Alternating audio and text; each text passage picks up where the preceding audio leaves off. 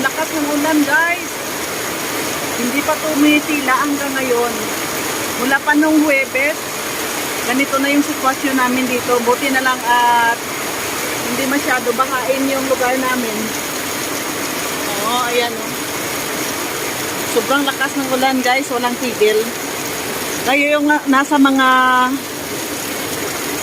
sa bundok, yung mga may mga hilly side ng lugar, mag-ingat kayo sa landslide. Ayan guys, so hanggang ngayon yung ulan, walang tigil.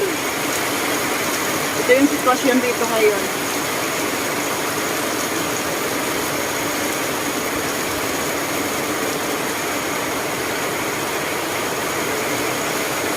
Nasa second floor ako ng bahay namin kasi ang medyo ano yung sa baba, matubig na, may pumapasok na matubig. So let's pray guys na huminto na yung ulan para makapagtrabaho na tayo ng normal at makapag-transact ng kung ano yung gagawin natin sa mga normal na araw. Let's pray everyone. Bye-bye. God bless and thank you for watching.